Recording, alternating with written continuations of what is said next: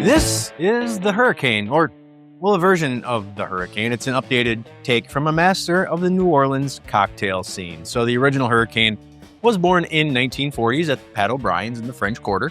World War II had created a shortage of whiskey and scotch, but rum was pouring into New Orleans from the Caribbean, and distributors were forcing bar owners to buy as many as 50 cases of rum for every case of whiskey they wanted. And Pat O'Brien's was drowning in rum, and they needed a way to move it. So the head bartender, Louis Culligan, he came up with the recipe, or maybe at least supposedly. He's the person who at least published it in the now defunct Cabaret magazine in 1956. So he kind of gets the credit. But they served it in a glass shaped like a hurricane lamp, and the drink took off, and it became not only the signature of Pat O'Brien's, it also eventually became one of the most recognizable cocktails, not only in America, but in the world. And this version of the Hurricane comes from Chris McMillian. He's a legendary New Orleans bartender and cocktail historian. He's actually a fourth-generation bartender. His great-great-grandfather was a saloon keeper, and his grandmother actually tended bar for the great Yankee Mickey Mantle in the 60s.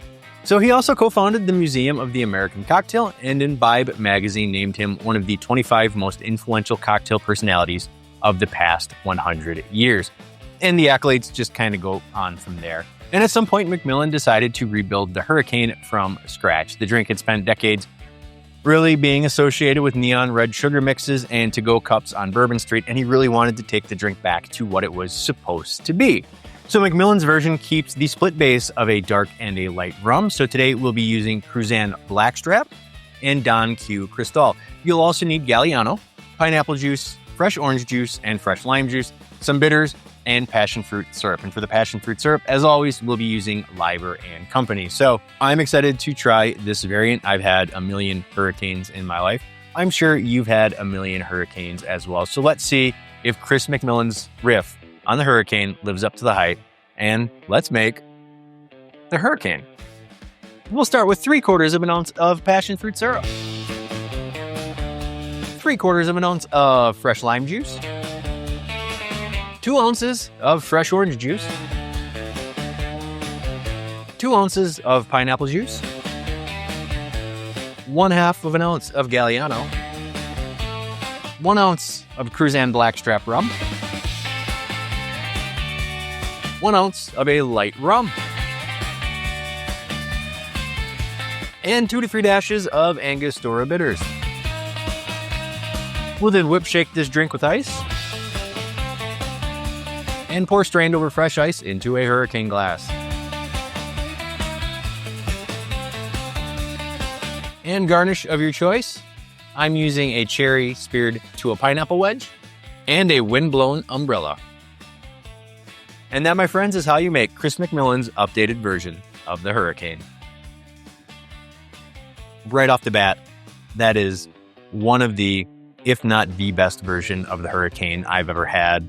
So it's one of those things when you go to a bar and you order a Hurricane, there's a probably 90% chance that you are going to get a pre-batched Hurricane mix with just some alcohol added. That's most bars do that, including a lot of places in New Orleans.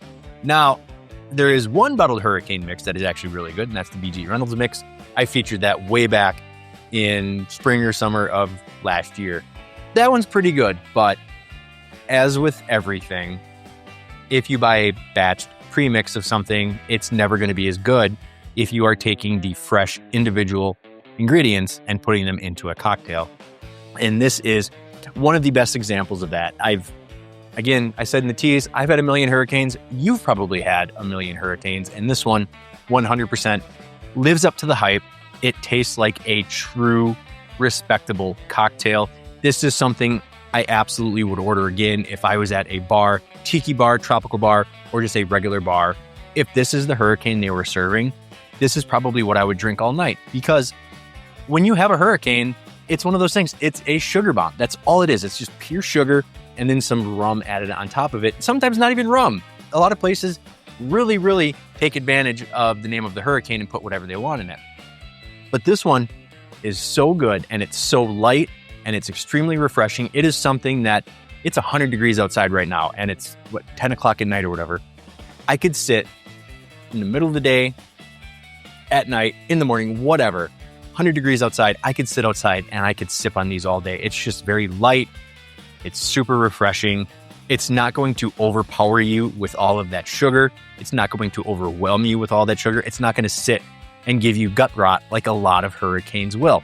It's just an absolutely fantastic drink.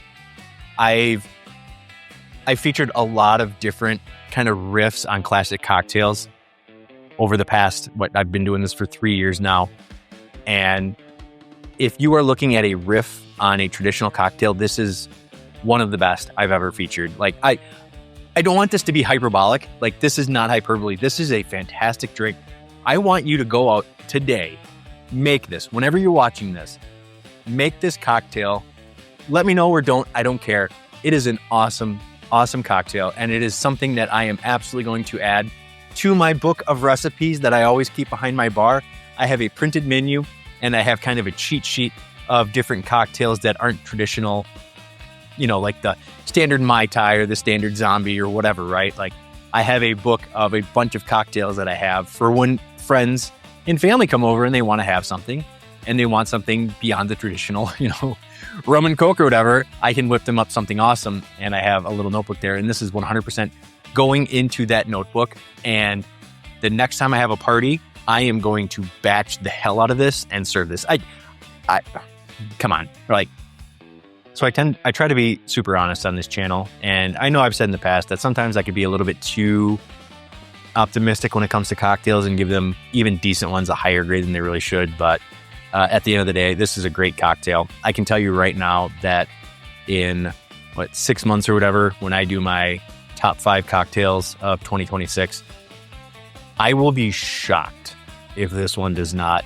make that top 5 list. But yeah, so that's really what I got for this one. Please let me know in the comments if you tried this version of the cocktail and what you thought of it. But if you liked what you watched today and you want more content like this, please like, share, and subscribe to my channel. I really appreciate it. Helps us out a lot. So yeah, thank you so much for watching, everybody. Akoli Maluna. Cheers. I'm going to enjoy this.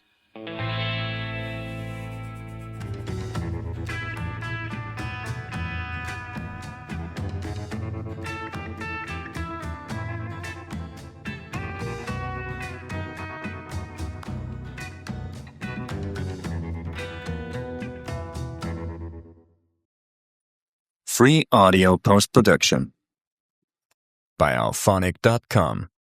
Free audio post-production by alphonic.com.